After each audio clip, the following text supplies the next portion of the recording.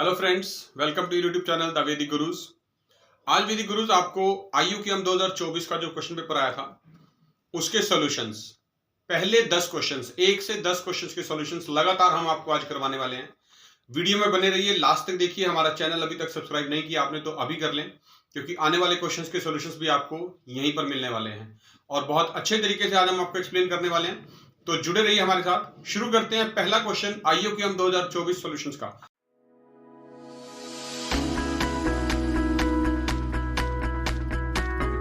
First question में लिखा है द स्मॉलेस्ट पॉजिटिव इंटीजर। हमें सबसे छोटा पॉजिटिव इंटीजर बताना है दैट डज नॉट डिवाइड, जो इस नंबर को डिवाइड ना करे। नंबर क्या है? बहुत बड़ा नंबर है, देखिए 1 multiply 2 multiply 3 multiply 4 multiply 5 into 6 into 7 into 8 into 9। ये बहुत बड़ा नंबर है। हमें वो नंबर बताना है सबसे छोटा पॉजिटिव इंटीजर जो इसको डिवाइड ना करता हो। तो सबसे छोटा पॉजिटिव इंटीजर आपको पता है 1 होता है। तो देखिए क्या 1 से डिवाइड होता है, तो 1 से सभी नंबर डिवाइड हो जाते हैं, आपको पता है, तो यस। फिर उसके बाद 2 आएगा, 2 इसके अंदर है तो इसका मतलब 2 से 2 कट जाएगा, 2 से डिवाइड हो जाएगा। 3 है इसके अंदर, यस, 3 से भी डिवाइड हो जाएगा। उसके बाद 4 है यहाँ पर, 4 से भी डिवाइड हो जाएगा। फिर 5 से चेक करेंगे, 5 है यहाँ पर, 5 से डिवाइड हो जाएगा। 6 है, 6 से चेक करेंगे तो 6 से भी डिवाइड हो जाएगा। फिर 7 आएगा, 7 से चेक करना है तो 7 यहां पर है मल्टीप्लाई में, तो डिवाइड बाय 7 करेंगे, वो भी कैंसिल हो जाएगा। 8 है, 8 से भी डिवाइड हो जाएगा। 9 है, 9 से भी डिवाइड हो जाएगा। यानी 1 से 9 तक तो नंबर है ही ऐसे जो इसके अंदर हैं, उनसे ये आराम से डिवाइड हो जाएगा। 9 के बाद कौन सा नंबर आएगा? 10। क्या ये 10 से डिवाइड हो रहा है? तो चेक करके देखो क्या इसके अंदर 10 बन रहा है कहीं पर। देखिए 2 और 5 ये दो नंबर है हमारे पास, इनको मल्टीप्लाई करें तो 10 बन जाता है, तो इसका मतलब ये 10 से डिवाइड हो जाएगा। तो ये भी हो गया। तो मतलब 1 से 10 तक ये नंबर बड़े आराम से डिवाइड हो जाएगा। हमें क्या बताना है? जिससे ये डिवाइड ना हो। तो 10 के बाद अगला नंबर चलेंगे 11। काउंटिंग में इसलिए चल रहे हैं क्योंकि हमें सबसे छोटा बताना है, स्मॉलेस्ट पॉजिटिव। तो 11 नंबर जो है, नंबर 11 की जब हम चेक करेंगे इससे डिविजिबिलिटी, तो आपको पता है 11 जो है वो एक प्राइम नंबर है और इसका कोई भी फैक्टर नहीं होता, मतलब 1 एंड इटसेल्फ के अलावा। तो ये 11 से डिवाइड होना चाहिए, तो 11 इसके अंदर है नहीं, तो इसका मतलब it is not divisible by 11, क्योंकि प्राइम नंबर है 11 का कोई और फैक्टर पॉसिबल नहीं है। तो इसका मतलब अगर ये 11 से डिवाइड होता तो यहां पर 11 होना चाहिए था, और 11 यहां पर नहीं है। तो इसका मतलब सिर्फ 11 ही एक ऐसा नंबर है, सबसे छोटा पॉजिटिव इंटीजर, जिससे ये नंबर डिवाइड नहीं होगा।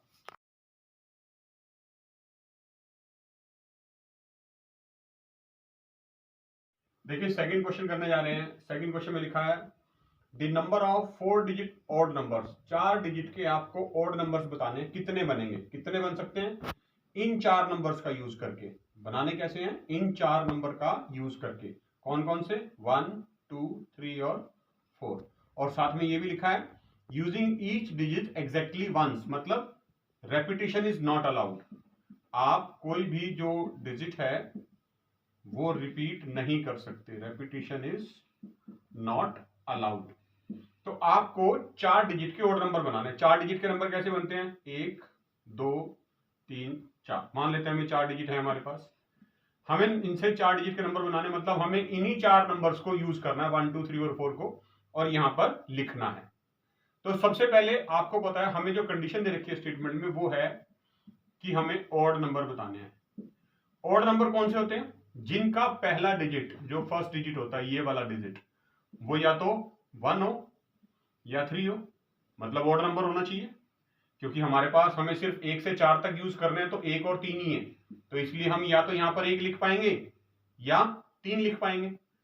मतलब हमारे पास इस प्लेस को फिल करने के लिए सिर्फ 2 पॉसिबिलिटी हैं, 2 पॉसिबिलिटी हैं, यानी 2 तरीके से हम इसको, इस प्लेस को फिल कर सकते हैं, पहले वाले को। ठीक है जी। अब बात करेंगे इसकी। यहां पर तो कोई भी लिख सकते हैं हम। हमारे पास टोटल कितने डिजिट थे? 4, 1 2 3 4। 4 में से हमने इन 2 में से कोई एक यहां लिख लिया, या तो 1 लिखा या 3। एक बार में 1 लिखेंगे ना। बचे कितने बाकी के? 4 में से 1 यूज हो गए, यहां पर बचे 3। तो उन 3 में से कोई भी यहां पर लिखा जा सकता है। तो यानी इस प्लेस को फिल करने की जो पॉसिबिलिटी है वो है 3। अब 2 यूज हो गए 4 में से, बचे कितने 2, तो इस प्लेस को फिल करने की पॉसिबिलिटी है 2। अब बचा ये लास्ट प्लेस, जब 4 में से 3 नंबर यूज हो गए तो बचा 1, वो बेचारा यही लिखा जाएगा 1 नंबर लास्ट में, तो उसकी पॉसिबिलिटी कितनी हुई 1।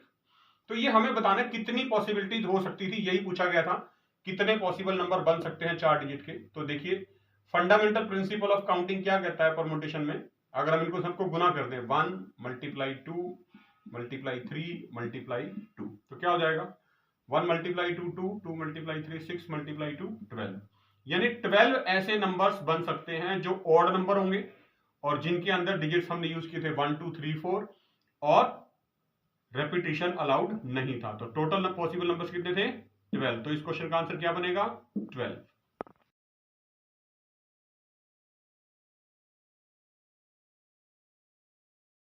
थर्ड क्वेश्चन का सॉल्यूशन हम आपको दे रहे हैं। थर्ड क्वेश्चन में स्टेटमेंट में लिखा है what are the last 2 digits, आखिरी के 2 डिजिट बताने हैं ऑफ द नंबर, ये नंबर दे रखा है एक बहुत बड़ा 5 की पावर 2024, 5 की पावर 2024 है, इन द सेम ऑर्डर कि लास्ट के जो 2 डिजिट बनेंगे इस पावर को सॉल्व करने के बाद वो हमें बताने क्या आएंगे। तो बहुत बड़ी पावर है 5⁻2024, तो इसको देख के परेशान नहीं होना है कि कैसे होगा, बहुत आसान सोल्यूशन है। आपको पता है अगर मैं 5 की पावर 1 लगाता हूं तो क्या आंसर आता है 5, 5 की पावर 2 लगाता हूं तो क्या आंसर आता है 25, 5 की पावर 3 लगाता हूं तो क्या होता है 3 बार मल्टीप्लाई करना पड़ेगा 5 को, यानी कि 125, 5 की पावर 4 लिखना हो तो 4 बार मल्टीप्लाई करना पड़ेगा 5 को, यानी कि 625।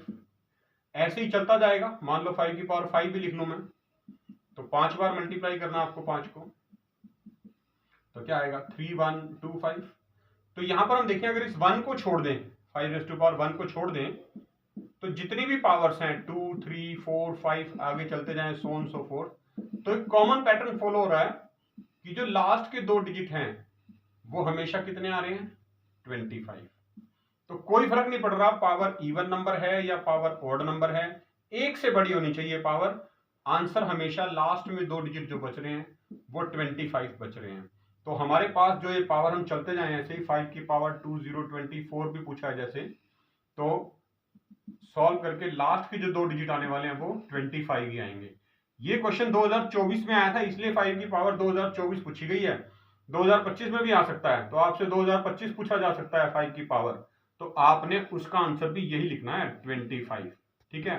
तो लास्ट के 2 डिजिट जब भी कोई नंबर होगा जिसका यूनिट डिजिट 5 हो, मतलब जरूरी नहीं है 5 हो, 15 हो सकता है, 35 हो सकता है, 45 हो सकता है, और कोई भी पावर हो 2 हो 3 हो 4 हो 5 हो, कुछ भी नंबर हो, कोई भी पावर हो, यूनिट डिजिट 5 होना चाहिए।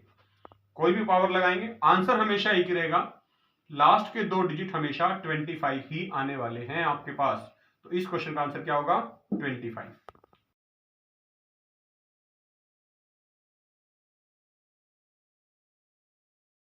देखिए फोर्थ क्वेश्चन कर रहे हैं, लिखा है let A B C D be a quadrilateral, quadrilaterals का क्वेश्चन है यानी ज्योमेट्री के ऊपर बेस्ड है, जिसके अंदर हमें कुछ एंगल्स गिवन है, विद एंगल्स गिवन है हमें, एक तो है एडीसी 70 डिग्री, एक एसीडी वो भी 70 डिग्री, एक कोई एंगल एसीबी वो 10 डिग्री, और कोई एक एंगल बीएडी 110 डिग्री, और सीएबी एंगल हमें फाइंड आउट करना है। तो मतलब देखिए क्वाड्रिलेटरल है तो मैंने क्वाड्रिलेटरल बना लिया यहाँ पर पहले ही ए बी सी डी, और एंगल्स मार्क कर लेते हैं उसके अंदर कौन कौन से हमें दे रखे हैं। एक तो ये दे रखा है एडीसी 70 डिग्री, एडीसी मतलब ये वाला एंगल बनने वाला है, तो इस एंगल का मेजरमेंट हमें गिवन है ऑलरेडी, यहां लिख लेता हूं 70 डिग्री। दूसरा एंगल गिवन था एसीडी, एसीडी ये कौन सा एंगल है ये वाला, मतलब हमें एसी को ज्वाइन करना पड़ेगा पहले, तो डायगोनल एसी को ज्वाइन कर लेते हैं, यहां पर डायगोनल एसी को ज्वाइन कर ले तो एसीडी ये वाला एंगल जो है इतना हिस्सा सिर्फ, ये भी हमें दे रखा है 70 डिग्री होने वाला है। उसके बाद एंगल एसीबी 10 डिग्री है, एसीबी ये जो ऊपर वाला हिस्सा बचा था इसका बाकी का आधा, ये 10 डिग्री है, ठीक है। और एक एंगल बीएडी दे रखा है कोई, बीएडी ये वाला एंगल पूरा कंप्लीट, ये पूरा कंप्लीट एंगल जो है ये हमें दे रखा है 110 डिग्री का। हमें एंगल CAB बताना है। CAB मतलब ये इतना हिस्सा हमें बताना है। CAB एंगल जो है वो आपको बताना है। CAB ये वाला एंगल बनेगा, ये एंगल हमें बताना है कितना बनने वाला है। तो देखिए कोई आइडिया आ रहा है आपके दिमाग में? बहुत आसान है वैसे तो।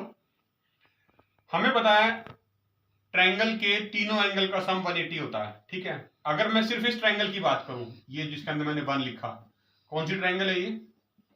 ACD, इसकी बात करूं सिर्फ, तो हमें ये वाला एंगल नहीं पता कितना है। मान लेते हैं ये x है, ठीक है। तो ट्रायंगल ACD में प्रॉपर्टी अगर मैं लगाऊं, ट्रायंगल के तीनों एंगल का सम 180 होता है। तो तीनों एंगल कौन कौन से हुए? एक तो x, एक 70 और एक 70, यानी x plus 70 is equal to कितना होने वाला है? 180। तो x plus 140 is equal to 180, यानी x is equal to 180 minus 140, यानी x is equal to 40 degree. मतलब ये जो पूरा एंगल 110 था उसमें से ये इधर वाला हिस्सा जो x है ये 40 डिग्री निकल के आ गया। अब ये 40 है, ठीक है। हमें ये बताना है CAB कितना है। पूरा टोटल 110 है, पूरा टोटल 110 है, इतना हिस्सा 40 है। 110 में से 40 निकाल दो, ये कितना बच गया? 110 माइनस 40 कितना बच गया? 70 डिग्री। तो जो एंगल हमारा रिक्वायर्ड जो पूछा गया था एंगल CAB, उसका मेजरमेंट आ गया 70 डिग्री। तो आंसर हो गया इसका 70।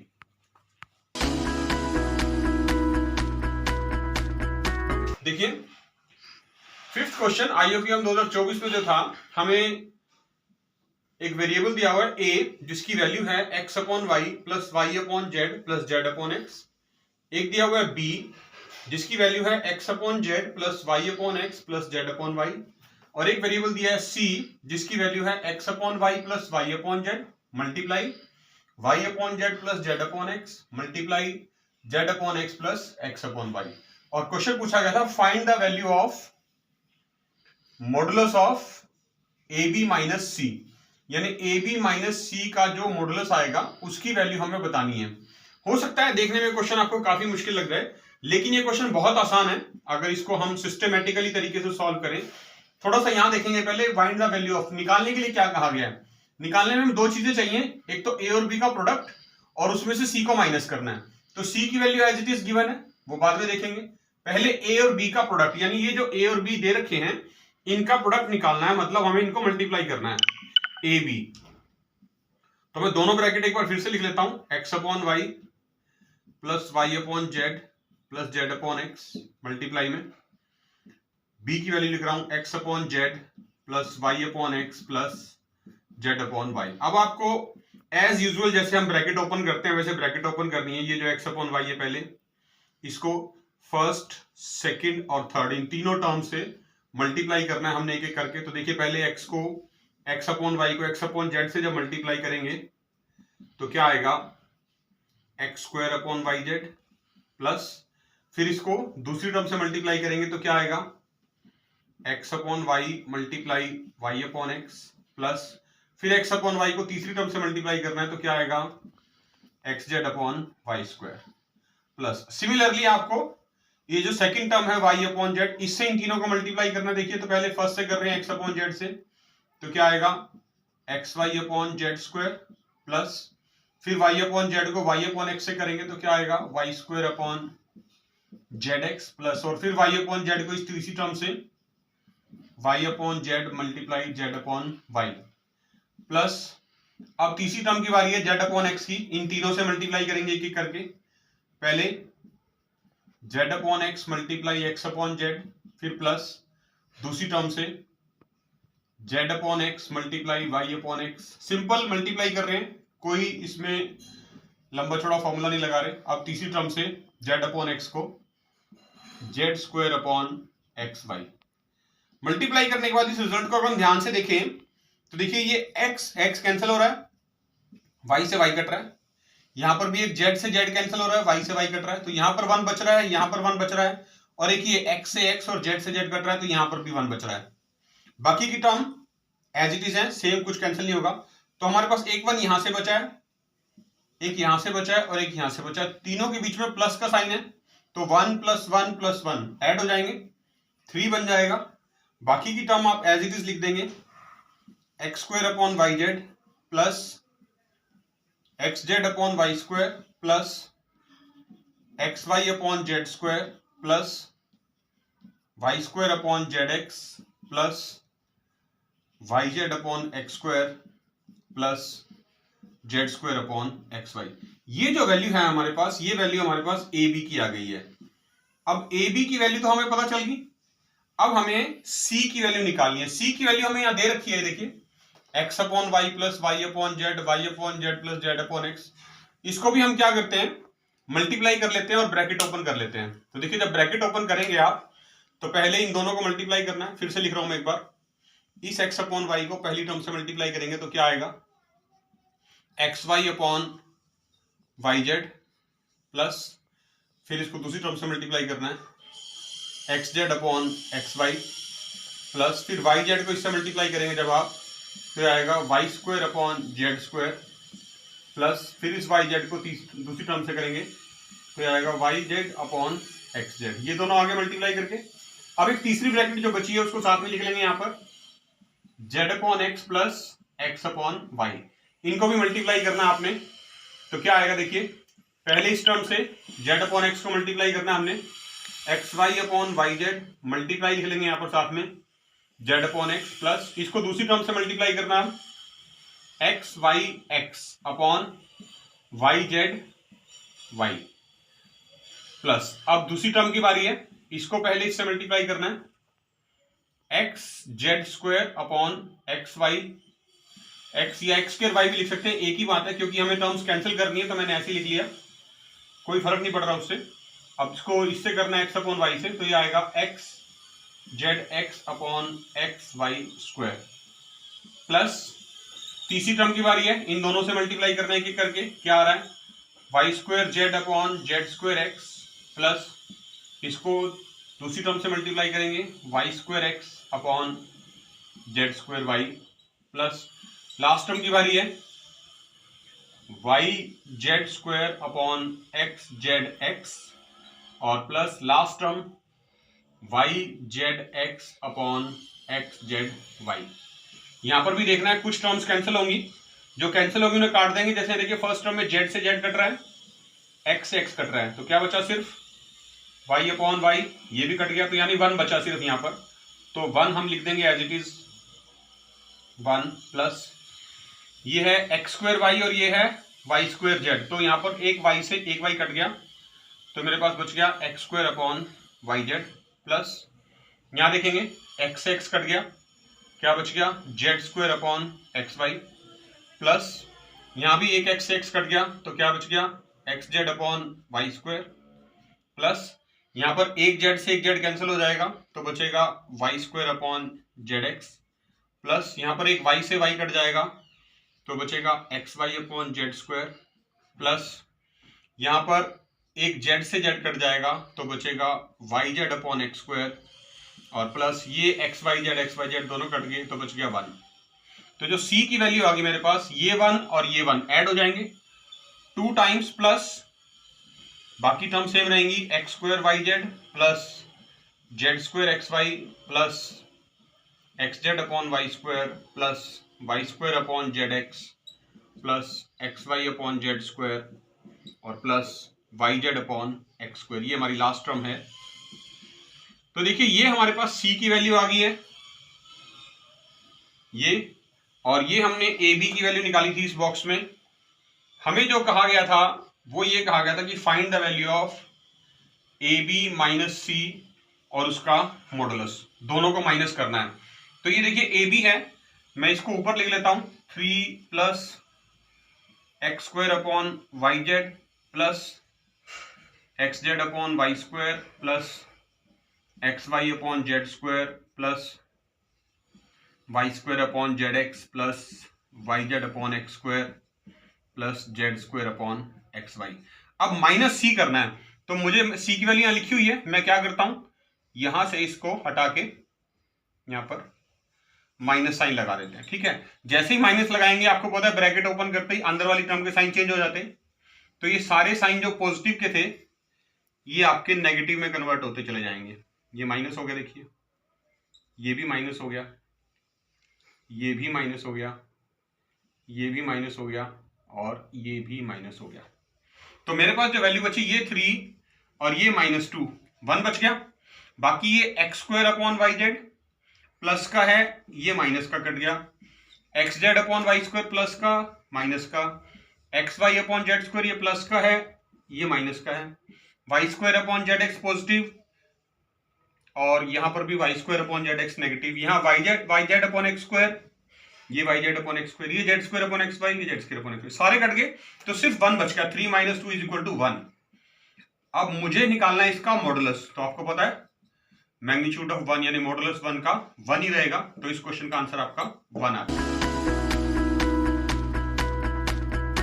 क्या था देखिए, बहुत इंपॉर्टेंट क्वेश्चन है। Find the number of triples, triples मतलब 3 के जो पेयर बनते हैं ऑफ रियल नंबर्स इस फॉर्म में A, B, C, यानी आपको इन तीनों नंबर्स की वैल्यूज निकालनी है ABC की, ट्रिपल्स की फॉर्म में है, सच दैट जो इस कंडीशन को सेटिस्फाई करते हो। कंडीशन हमें गिवन है A⁻20 + B⁻20 + C⁻20 is equal to A⁻24 + B⁻24 + C⁻24 और is equal to में 1 है, यहां पर 1 आना चाहिए। तो अगर हम इसको ध्यान से देखें, थोड़ा सा एक्सप्लोर करें इसको, तो A⁻20 + B⁻20 + C⁻20 equal to 1 आने चाहिए। दूसरी कंडीशन क्या है, A⁻24 + B⁻24 + C⁻24 तब भी 1 आना चाहिए, यानी ABC की सेम पावर है 20, मतलब बहुत बड़ी पावर है 20, आप समझ सकते हैं, और उन सबको प्लस करना है और फिर रिजल्ट क्या आना चाहिए 1। और अगर पावर इंक्रीज कर दें और मान लो 24 कर दी, A की 24, B की 24, C की 24, फिर से ऐड करें, तब भी रिजल्ट क्या आना चाहिए 1। तो देखिए आपको पता है जब भी किसी भी नंबर की पावर इवन नंबर होती है तो हमेशा पॉजिटिव वैल्यू आती है, यानी ये तो कंफर्म है कि हम A, B और C में कुछ भी रखें, तीनों पावर्स 20 हैं पहली कंडीशन में, दूसरी में 24, एक इवन नंबर है, मतलब रिजल्ट हमेशा पॉजिटिव ही आएगा। और 3 पॉजिटिव नंबर्स को प्लस करके 1 आना बहुत मुश्किल काम होता है, वो तभी पॉसिबल है इफ आइदर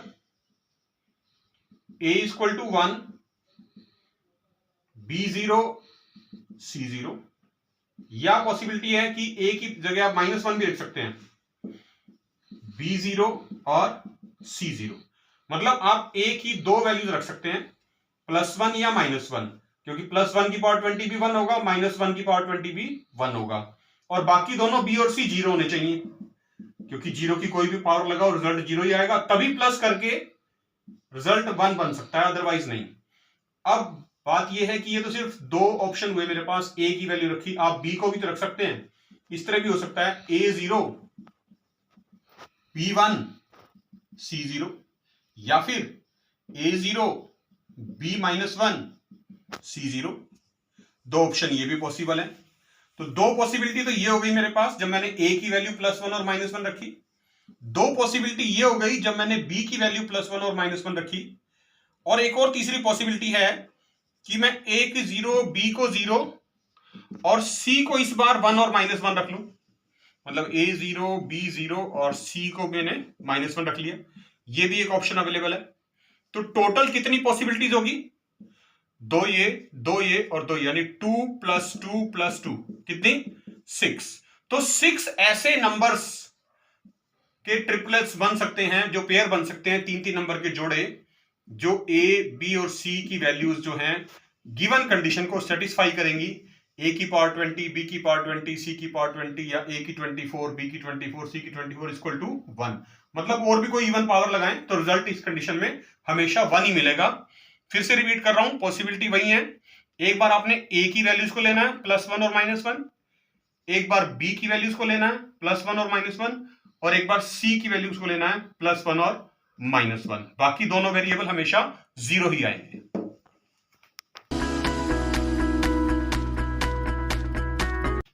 देखिए जो 7th क्वेश्चन था हमारे पास दिया हुआ है, determine the sum of all possible surface areas, किस चीज के सरफेस एरियाज, क्यूब के, यानी एक क्यूब दिया हुआ है जिसके 2 of whose vertices are 1 2 0 and 3 3 2।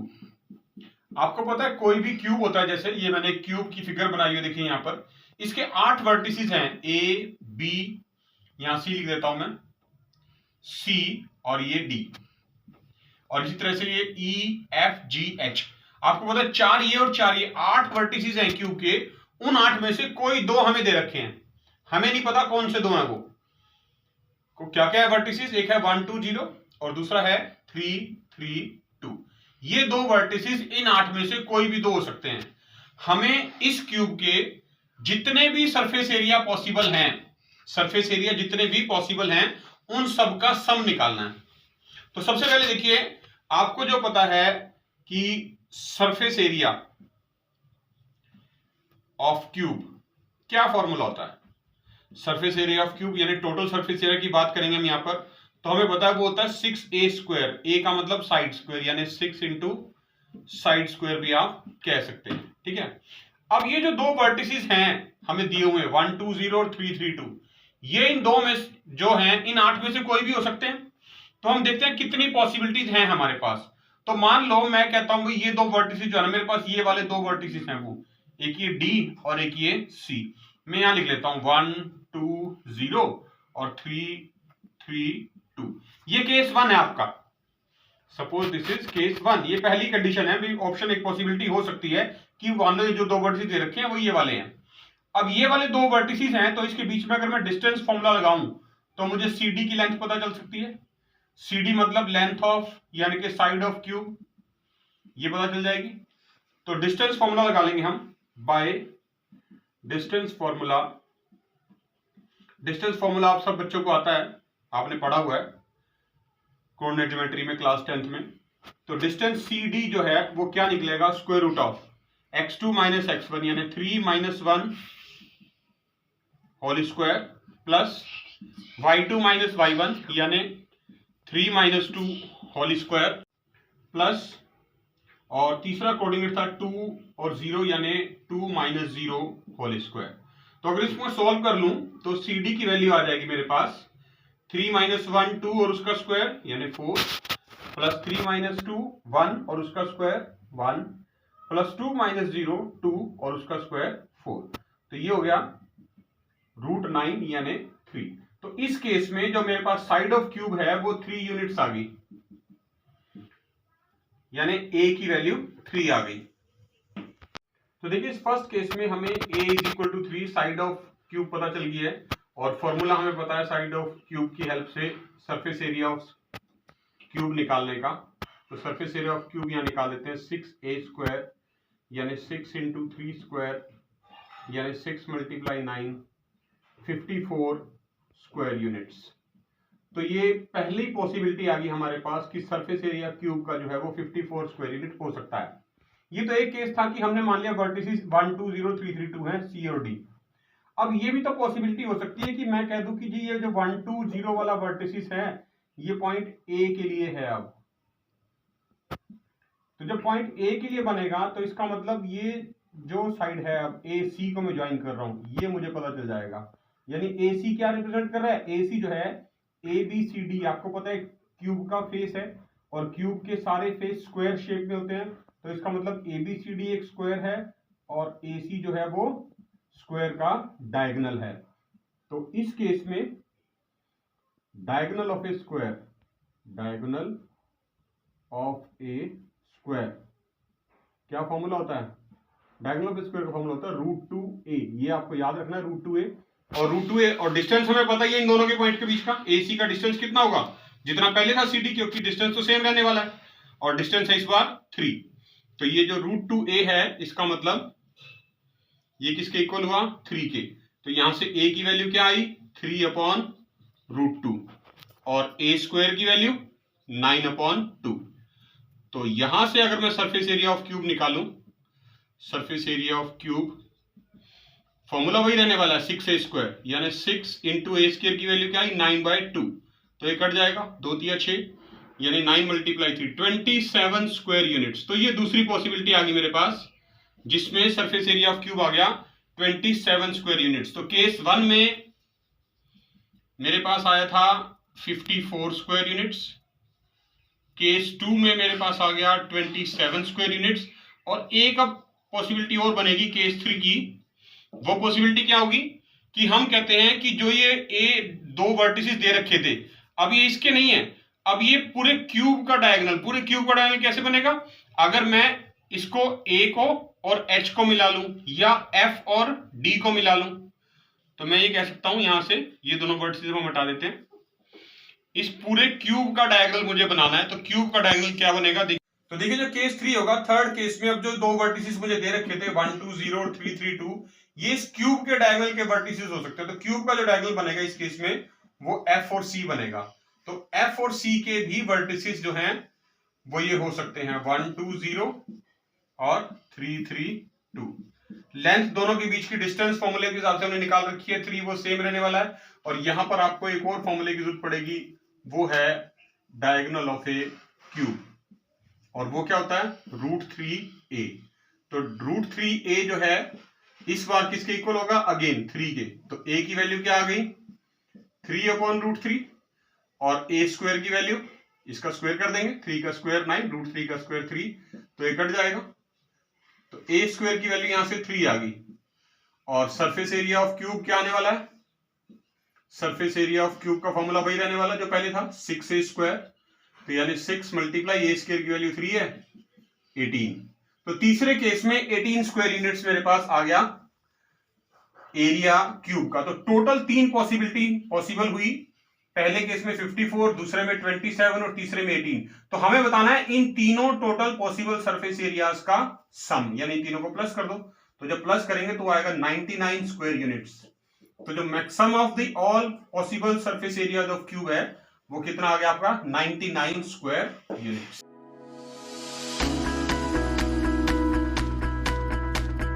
Question number 8 थोड़ा सा डिफिकल्ट है, और डिफिकल्ट भी नहीं है, मतलब थोड़ा सा अंडरस्टैंडिंग बेस्ड क्वेश्चन है। तो पहले हम कोशिश करेंगे स्टेटमेंट को समझने की कि एक्चुअली पूछा क्या गया है और दिया क्या हुआ है। स्टेटमेंट में लिखा है let n be the smallest integer. तो ध्यान रखना है जब इंटीजर की बात कर रहे हैं और यहां वर्ड स्मॉलेस्ट इंटीजर लिखा है, तो इसमें मुझे कहीं ना कहीं एक कमी नजर आती है, वो ये कि यहां पर एक वर्ड मिसिंग है, और वो मिसिंग वर्ड जो है वो पॉजिटिव है। वो होना चाहिए, क्योंकि पॉजिटिव इंटीजर की बात कर रहे हैं हम। स्मॉलेस्ट इंटीजर तो नेगेटिव -∞ तक हो सकता है, तो यहां पर ये वर्ड होना चाहिए स्मॉलेस्ट पॉजिटिव इंटीजर, जो मिसिंग था स्टेटमेंट में। तो इस बेस पे क्वेश्चन की स्टेटमेंट भी रॉन्ग हो सकती है, बट ऐसा नहीं था, क्योंकि सम ऑफ डिजिट्स लिखा हुआ है आगे, और जब भी सम ऑफ डिजिट्स कर रहे हैं तो इसका मतलब हम पॉजिटिव इंटीजर की बात कर रहे हैं। तो let n be the smallest positive integer such that sum of digits of n, sum of digits of n मतलब कोई भी एक नंबर है इंटीजर, वो 2 डिजिट का हो सकता है, 3 डिजिट का हो सकता है, 4 डिजिट का हो सकता है। अगर उसके सारे डिजिट्स को हम प्लस करें तो वो 5 से डिविजिबल होना चाहिए, is divisible by 5, as well as the sum of digits of n+1। n+1 मतलब यानी जो नंबर हमने लिया और उसके डिजिट्स को प्लस करा वो 5 से डिवाइड हो गए, तो उससे जो अगला नंबर आएगा वो भी 5 से डिवाइड होना चाहिए। n+1 is also divisible by 5। तो पहले समझ लें मीनिंग क्या है। देखिए यहां तक जो मीनिंग था क्वेश्चन का वो है, मान लीजिए कोई नंबर है आपके पास, सपोज मैंने लिख लिया 32, तो ये कोई नंबर n है, इन दोनों को अगर मैं प्लस करूं 3 + 2 क्या आया? 5, यानी सम ऑफ डिजिट्स इस नंबर का 5 से डिविजिबल है। तो स्टेटमेंट में ये कहा गया इससे जो अगला नंबर आएगा यानी 32 + 1, जिसको ये n+1 कह रहा है, यानी 33, तो उसका जो सम ऑफ डिजिट्स होगा 3 + 3 यानी 6, तो वो जो भी आएगा नंबर यहां पर वो भी 5 से डिविजिबल होना चाहिए, यानी ये भी 5 से डिविजिबल होना चाहिए और ये भी 5 से डिविजिबल होना चाहिए। स्टेटमेंट समझ आ गई आपको, आई होप। आगे लिखा है what are the first 2 digits of n in the same order. तो वो जो भी नंबर आएगा हमें उसके पहले 2 डिजिट बताने हैं, वो हमारा आंसर होगा। तो देखिए सॉल्व करने के लिए करते हैं। सबसे पहले हम बात करेंगे इंटीजर्स की, तो ये तो स्टेटमेंट वाला पार्ट था, आपको आई होप समझ में आ गया है।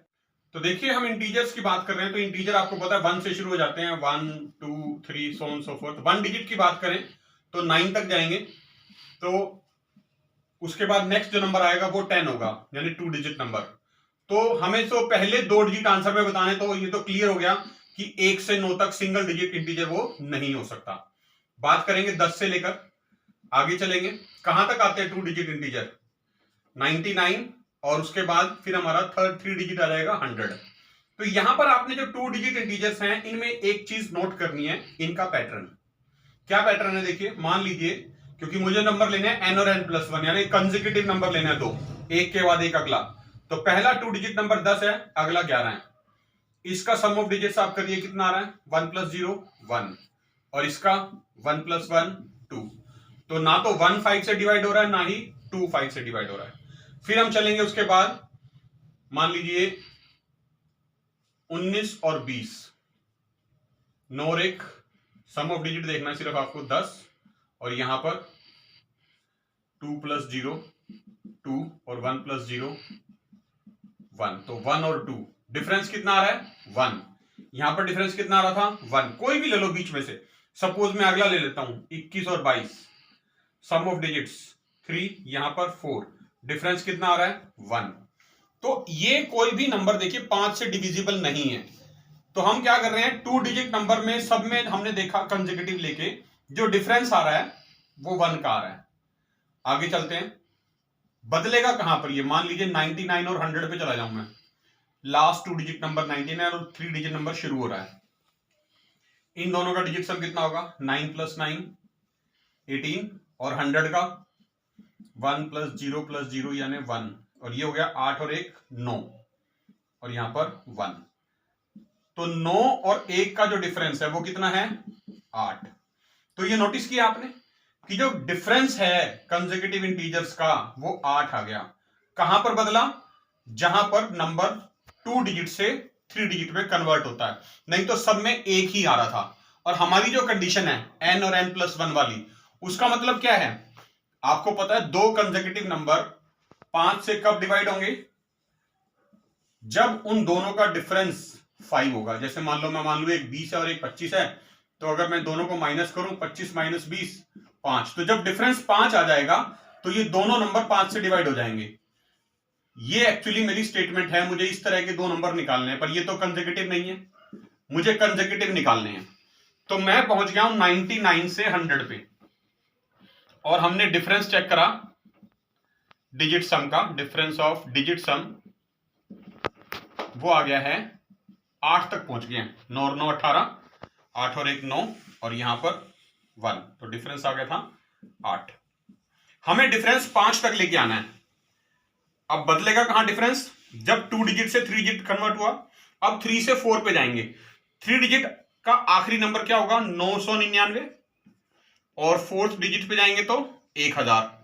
इनका डिजिट सम चेक करेंगे, 9 + 9 + 9 27, 2 + 7 9 और इनका डिजिट सम 1। तो डिफरेंस कितना आया? 9 - 1 फिर से 8। 8 नहीं चाहिए हमें, कितना चाहिए? 5 आना चाहिए। अब हम जा रहे हैं 4 डिजिट नंबर 9999 से 10,000 पे, यानी 4 डिजिट नंबर से 5 डिजिट नंबर पर जब कन्वर्शन जारी है तो इनका डिजिट सम कितना आएगा? 9 + 9 + 9 + 9, 4 बार 9 को ऐड करना 36 और -1 क्योंकि इन सब का डिजिट सम 1 आएगा। कितना आया? 35 और ये 5 से डिवाइड हो रहा है। यस, ये 5 से डिवाइड हो रहा है। तो मुझे ये पता चला कि यहां पर जब मैंने 4 डिजिट नंबर लिया, लार्जेस्ट 4 डिजिट नंबर, उनका डिजिट सम 36 है। यानी अब मुझे ये ऐसा नंबर बनाना है कि ये 5 से डिवाइड हो जाए। और आपको पता है कोई भी नंबर 5 से डिवाइड कब होगा? जब उसका डिजिट सम 5 से डिवाइड होगा। यानी अगर मैं यहां पर लिखूं, मान लो 1 9999, तो 36 तो यहां तक था, +1 37, 2 लिखू तो 36 तो यहां तक था और 2 और ऐड कर दिए तो 36 + 2 38, 3 लिखू तो 36 + 3 39, 4 लिखू तो यहां पर मान लीजिए तो 36 + 4 40 आ गया। यानी 49,999 ऐसा नंबर है जिनका डिजिट सम 40 है। 4 + 9 + 9 + 9 + 9 = 40। यानी ये तो 5 से डिविजिबल हो गया। डिजिट सम की बात करनी है, सिर्फ डिजिट सम 5 से डिवाइड होना चाहिए। उसके बाद इससे अगला नंबर क्या होगा, 49,999 के बाद अगला नंबर क्या आएगा, 50,000। और 50,000 में डिजिट सम कितना आएगा, 5 + 0 + 0 + 0 + 0 = 5। यानी ये भी 5 से डिविजिबल हो गया डिजिट सम। और इनका डिफरेंस 40 - 5 35, डिफरेंस भी 5 से डिविजिबल है। यानी जो हमारी कंडीशन थी कि दो कंसेक्यूटिव नंबर का डिफरेंस डिजिट सम का अगर 5 आ जाए तो वो 5 से डिविजिबल होते हैं।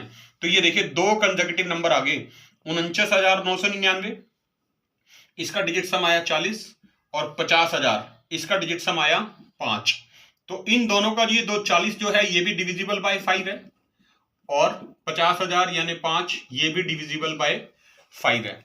तो जब हमने ये देख लिया कि 49,999 और 50,000 ये दोनों नंबर का डिजिट सम 5 से डिवाइड हो रहा है, तो हमारी जो कंडीशन थी स्टेटमेंट की कि n डिजिट सम यानी कि 40 डिविजिबल बाय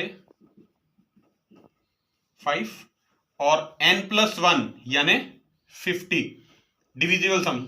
डिजिट सम की बात कर रहे हैं, 5 आया था, 49,999 n था, उससे एक अगला +1 करने के बाद 50,000 आया, उनका डिजिट सम 5 आया, which is also divisible by 5। यानी जो कंडीशन थी स्टेटमेंट की वो दोनों सेटिस्फाई हो रही है यहां पर।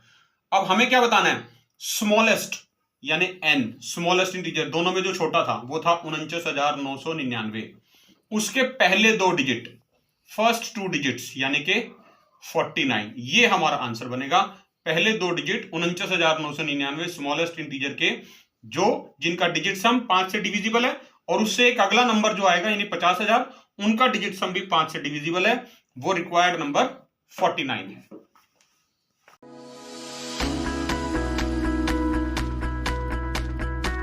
जो क्वेश्चन नंबर 9 है उसमें क्या लिखा है, consider the grid of points x mn, x coordinate की फॉर्म में दिया होगा mn m, जैसे xy कोऑर्डिनेट होते हैं, और जो mn की वैल्यू है वो 0 से 4 के बीच में है।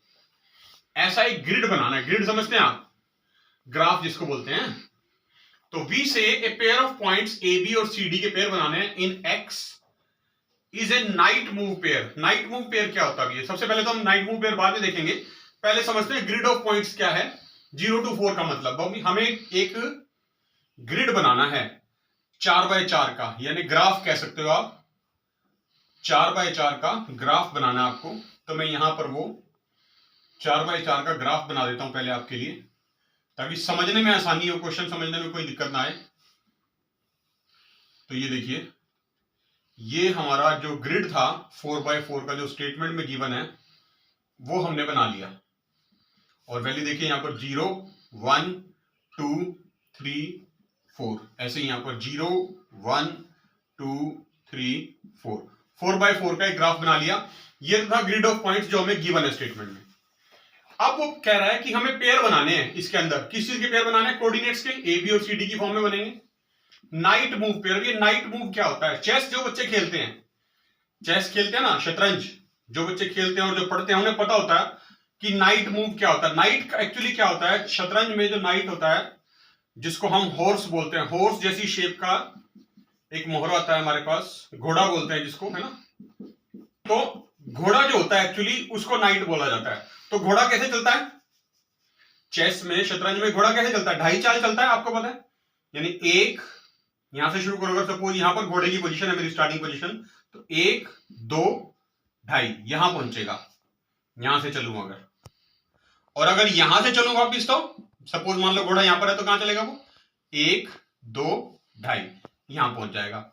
यानी अगर मैं इस पॉइंट को कोऑर्डिनेट मान लूं ए बी, तो घोड़ा यहां से चला 1 2 और यहां पर 2.5 यानी 2.5 चाल चल दी, और इस पॉइंट की कोऑर्डिनेट मान लेता हूं सी डी। लेकिन अगर वापस यहां से चले तो इधर तो जा नहीं सकता, ऊपर जा सकता है, लेकिन अगर उसी पोजीशन पे आना हो तो 1 2 और यहां पर 2.5, तो यहां पहुंच जाएगा सी डी और ए बी। तो इस एक रेक्टेंगल के अंदर, यानी एक पोजीशन से दूसरी पोजीशन पे जाने के लिए और दूसरी से वापस आने के लिए हम देख सकते हैं जो घोड़े की मूवमेंट है वो हमारे ग्रिड में एक रेक्टेंगल बना रही है। रेक्टेंगल नजर आ रही है सभी बच्चों को, ये रेक्टेंगल बन रहा है, इस रेक्टेंगल का डायमेंशन क्या है, एक ब्रेड्थ है और 2 यूनिट लेंथ है, ऐसे कह सकते हो, या 2 यूनिट लेंथ है 1 यूनिट ब्रेड्थ है, ठीक है। तो घोड़े की जो चाल होती है वो 2.5 चाल होती है, और जिस ग्रिड हमारा 4x4 बना हुआ है, यहां हिंट भी दिया हुआ है, if c is equal to a plus minus 2, c की जो वैल्यू है वो 2 ज्यादा a से या 2 कम, d की वैल्यू b प्लस माइनस 1, या उल्टा भी हो सकता है, ये c की वैल्यू हो सकती है a प्लस माइनस 1 और ये d की वैल्यू हो सकती है b प्लस माइनस 2, तो यानी 2/1, तो देखिए 2/1, 2 ऐसे और एक खाना ऐसे, तो 2/1 का ग्रिड बनाना था, ग्राफ बनाना था, 2/1 का रेक्टेंगुलर शेप में बना। अब आप कहो कि सर ये तो ऐसे है, ये यहां से इधर भी तो जा सकता है, तो यहां बिल्कुल जा सकता है, देखिए 1 2 यहां चलेगा और ऊपर फिर 2.5, तो इस पोजीशन पे पहुंचेगा, और यहां से वापस आने के लिए अब इधर तो आ नहीं सकता, तो इधर आएगा 1 2 और 2.5, तो ये भी पोजीशन हो सकती है।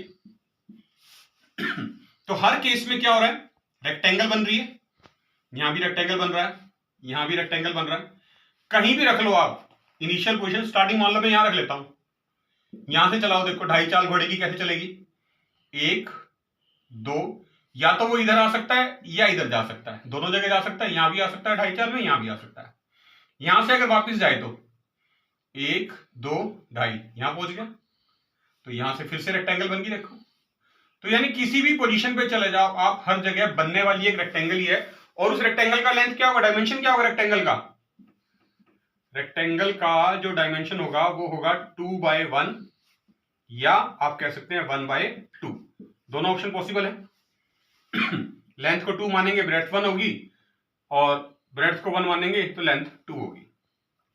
तो एक्चुअली हमें यह बताना है the number of night move pairs, pairs मतलब जोड़े बताने हैं, कि घोड़ा कितनी चाल चल सकता है, कितने डिफरेंट अलग अलग तरीके से इस 4x4 ग्रिड के अंदर जो नाइट मूव है घोड़ा वो चाल चल सकता है, उसके जोड़े बनाने हैं इस x के अंदर। x क्या है, 0 to 4 का हमारा ग्रिड है। तो हमने देख लिया कि एक चाल में घोड़ा एक रेक्टेंगल बनाता है, और मैं अगर इस पूरी लाइन की बात करूं पहले वाली की, इसके अंदर कितनी रेक्टेंगल बनेगी 2/1 की, देखिए ध्यान से, एक तो ये बनेगी पहले 2 बॉक्स को मिला के, फिर यहां से लेंगे तो दूसरी ये बनेगी दूसरे और तीसरे बॉक्स को बना के, और तीसरी की बात करूं तो तीसरी ये बनेगी पहले और ये दूसरे और तीसरे बॉक्स को मिला के। तो यानी एक तो रेक्टेंगल का कॉम्बिनेशन हो गया ये, एक रेक्टेंगल का कॉम्बिनेशन हो गया ये 2, और एक रेक्टेंगल का कॉम्बिनेशन हो गया ये, यानी एक लाइन में 3 पॉसिबिलिटी है रेक्टेंगल की। कितनी पॉसिबिलिटी है, 3, और कितनी लाइन है हमारे पास, 1 2 3 4, हर लाइन में 3 3 पॉसिबिलिटी है, यानी 3 × 4 प्लस, यानी ऐसे देखें तो हमारे पास 12 मूव बन गए। और वर्टिकली अगर देखें तो ऐसे भी तो जा सकते हैं, इसमें भी तो सेम पॉसिबिलिटी आएंगी, एक ये खाना बनेगा रेक्टेंगल का, एक ये बनेगा और एक ऊपर वाला, तो यानी इसमें भी 3 पॉसिबिलिटी है, 1 2 3, 2/1 रेक्टेंगल की। सिमिलरली कितनी लाइनें हैं, 1 2 3 4 लाइनें हैं, हर लाइन में 3 पॉसिबिलिटी, तो 3 चौके 12, तो 12 × 12 कितने हो गए, 24 पेयर तो ये बन गए। लेकिन वो क्या कह रहा है, हमने तो एक एक साइड काउंट करी अभी कि ए से बी पे, ए बी से चले इस पॉइंट से यहां पहुंच गए सी डी पे, ऐसा भी तो हो सकता है ए बी यहां ले ले, यहां से चले और यहां पहुंच जाए तो सी डी यहां बन जाएगा। प्लस माइनस का मतलब यही तो था स्टेटमेंट में जो दे रखा है, इधर चलेंगे तो प्लस और इधर चलेंगे तो माइनस, तो यानी हर एक रेक्टेंगल की 2 पॉसिबिलिटी हैं। तो ये जो 24 आया है मैं इसको 2 से मल्टीप्लाई कर दूंगा, यानी 48, और हमें बताने हैं पेयर्स, क्योंकि जोड़े बने हैं ना ये, तो 48 पेयर्स हमारे बनेंगे number of night move pairs in x 4x4 के ग्रिड में। तो आपका जो आंसर बनेगा वो बनेगा 48 फॉर दिस क्वेश्चन नंबर 9।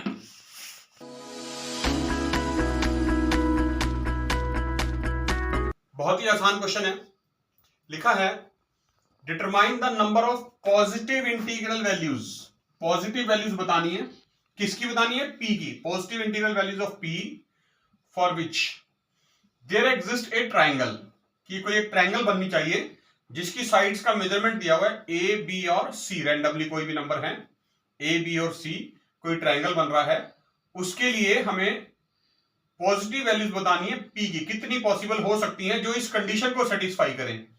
ये कोई एक कंडीशन दे रखी है, इस कंडीशन को सेटिस्फाई करनी चाहिए। वो क्या है कंडीशन, पढ़ते हैं देखिए, A square plus P square plus 9 bracket में, बाहर बी स्क्वायर है, plus 9c square minus 6ab minus 6pbc equal to 0। तो बेसिकली क्या करना है, हमें इस इक्वेशन को सॉल्व करना है। तो देखने में आपको थोड़ी मुश्किल लग सकती है, इक्वेशन पता नहीं क्या लिखा हुआ है, कैसे करेंगे, तो कंफ्यूज नहीं होना है, परेशान नहीं होना, बड़े आराम से करेंगे इसको। देखिए आपने आइडेंटिटी पढ़ी हुई है a plus B whole square और a minus B whole square, उनका यूज करेंगे। कैसे, सबसे पहले हम क्या करेंगे, ये जो ब्रैकेट है इसको ओपन कर लेते हैं। देखिए a स्क्वायर प्लस ये बी स्क्वायर, इससे मल्टीप्लाई हो जाएगा, B square plus 9b square plus 9c square, same रहेगा बाकी सारा आगे, 6ab minus 6pbc equal to 0।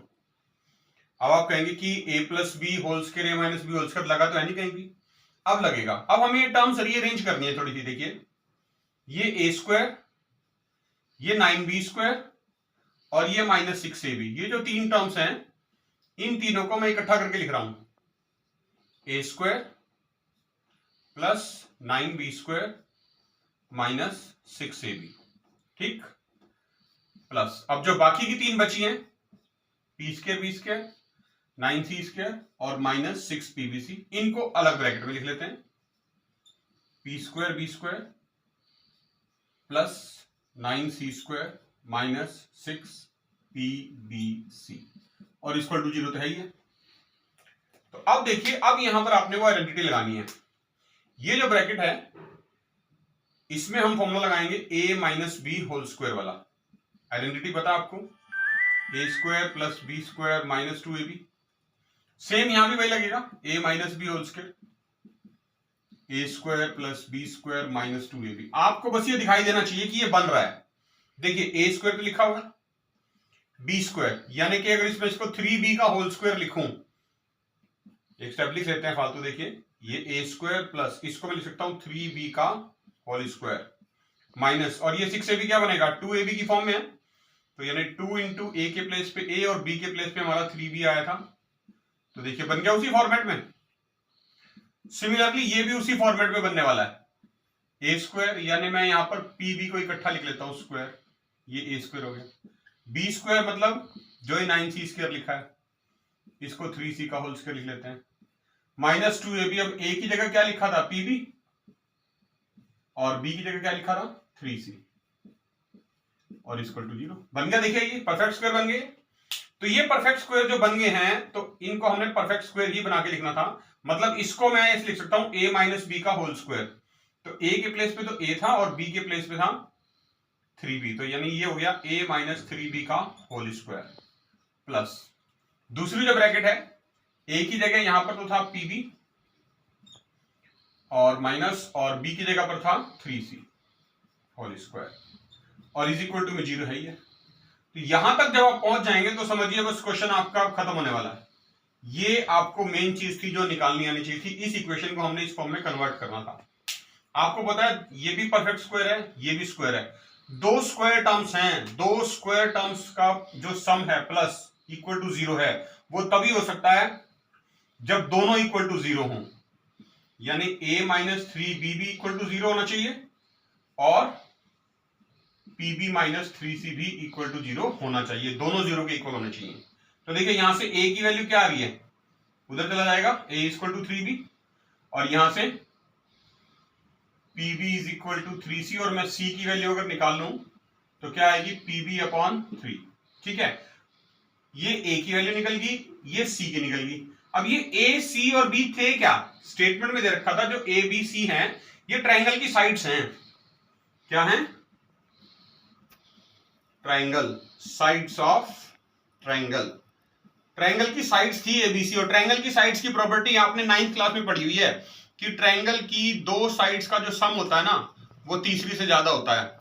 यानी अगर मैं मान लूं दो साइड्स a प्लस बी, तो उनका सम दोनों को जोड़ें तो वो तीसरी साइड से हमेशा बड़ा आएगा। अब आप ऐसे भी लिख सकते हैं कि अगर a प्लस सी को जोड़ें तो वो किससे बड़ा होना चाहिए, b से। या आप ऐसे भी कह सकते हैं कि अगर b प्लस सी को जोड़ें तो वो किससे ग्रेटर होना चाहिए, a से। यानी कोई भी हो, कोई भी दो साइड को प्लस करें तो हमेशा तीसरी से बड़ी आएगा उनका जो सम होगा। तो a की प्लस पे देखिए पहला केस लेके चलते हैं, a की जगह a की वैल्यू लिख देते हैं 3b जो हमने निकाली है ये वाली, और b की जगह b रहने देते हैं ग्रेटर देन, और c की जगह c की वैल्यू लिख देते हैं, क्या निकाली थी, pb/3। लेफ्ट साइड से b कॉमन है यानी 3 + 1, या प्लस कर लेते हैं इनको पहले, ज्यादा आसान हो जाएगा। 3b + b कितना हो जाएगा, देखिए 4b हो गया सीधा सीधा, 4b is greater than pb/3। b से b कट गया यानी 4 इज ग्रेटर देन p/3, तो ये मल्टीप्लाई हो जाएगा 12 इज ग्रेटर देन p, यानी कि क्या हुआ, p लेस देन 12। मतलब हमें p की वैल्यूज निकालनी थी, तो ये कंफर्म हो गया यहां से कि जो p की वैल्यू है वो लेस देन 12 यानी 12 से कम आएगी। पहले केस में क्या पता चला, p की वैल्यू 12 से छोटी आएगी। दूसरे केस से देखते हैं, a की जगह पर a की वैल्यू लिखनी है 3b, c की जगह पर c की वैल्यू लिखनी है pb/3 ग्रेटर देन b। ये ग्रेटर देन b जो इधर लिखा है प्लस का भी इधर ले आओ, इसको सॉल्व करना आसान हो जाएगा, 3b - b, और ये नेगेटिव में आएगा फिर कंफ्यूजन क्रिएट होगा, उसको नहीं लेते। चलो अभी आसान कर लेते हैं और भी ज्यादा इसको। कैसे हो जाएगा, ये भी b है, ये भी b है, ये भी b है, तीनों टर्म्स में से कैंसिल हो गया, 3 + p/3 ग्रेटर देन 1 बच गया। एलसीएम ले लो 3, ये एलसीएम भी क्यों लेते हैं, और आसान कर लेते हैं इसको। कैसे बनाएंगे और आसान, बता सकते हैं कोई बच्चा, देखिए क्या करना है हमने, इस जो 3 है उधर ले जाओ, बहुत आसान है, p/3 greater than 1 -3, p/3 greater than -2, upon 1 लगाओ, क्रॉस मल्टीप्लाई करो, p ग्रेटर देन -6। और आपको पता है कि p की वैल्यू यहां से कितनी आ गई, बड़ी आ गई, ग्रेटर देन -6। पहले में क्या था, 12 से छोटी होनी चाहिए और -6 से बड़ी, यानी -6 से लेके 12 के बीच में जो वैल्यूज हैं वो कोई हो सकती है। पर अभी भी कंफर्म नहीं पहुंचे हम, एग्जैक्ट डिसीजन पे नहीं पहुंचे। उसमें हमारी हेल्प करेगा हमारा थर्ड केस। क्या था third case, b + c greater than a, तो b की जगह तो b रखते हैं हम, जैसा पहले दो केस में किया था। c की जगह c की वैल्यू रखनी है pb/3, a की जगह a की वैल्यू 3b, ये प्लस का b उधर जाके माइनस का b बन जाएगा, pb/3 greater than 3b - b, pb/3 greater than 2b, b से b कट गया, p/3 ग्रेटर देन 2, 3 उधर जाके मल्टीप्लाई हो जाएगा, p ग्रेटर देन 6। अब देखिए इन दोनों से एक चीज पता चली, ये कह रहा है p की वैल्यू -6 से बड़ी होनी चाहिए, ये कह रहा है 6 से बड़ी होनी चाहिए, तो -6 और 6 में कौन सा बड़ा है, 6। तो एक चीज निकल के आई कि p की वैल्यू 6 से बड़ी होनी चाहिए और 12 से कम होनी चाहिए। तो यहां से अब हमारा आइडिया लग जाएगा कि p की कितनी वैल्यूज आ सकती हैं, क्योंकि स्टेटमेंट में साफ लिखा है पॉजिटिव इंटीग्रल वैल्यू सही है, 6 से बड़ी 12 से छोटी। कौन कौन सी है जी, देखिए 6 से बड़ी 7, 8, 9, 10 और 11, 12 नहीं लेना, 12 से छोटी है क्योंकि। तो कितनी वैल्यूज आई है, 1 2 3 4 5, तो हमारे पास 5 वैल्यूज आ गई, तो आंसर बनेगा 0,5। तो 5 वैल्यूज p की हो सकती हैं जिनके लिए ट्राइंगल एबीसी इस गिवन कंडीशन को सेटिस्फाई कर रहा है। तो देखा बच्चों आपने, ये थे IOQM 2024 के 1 से 10 तक के सॉल्यूशंस। आई होप आपको मजा आया होगा इनको करने में। आने वाले क्वेश्चंस के वीडियोस के लिए हमारे साथ जुड़े रहिए। हमारा चैनल द वैदिक गुरुज अभी सब्सक्राइब कर लें अगर नहीं किया है तो, वीडियो को लाइक करें, और जो बच्चे IOQM की तैयारी कर रहे हैं उनके साथ इसको शेयर जरूर करें। हम बहुत जल्द आपसे फिर मिलेंगे, तब तक हमारे साथ जुड़े रहिए। Thank you.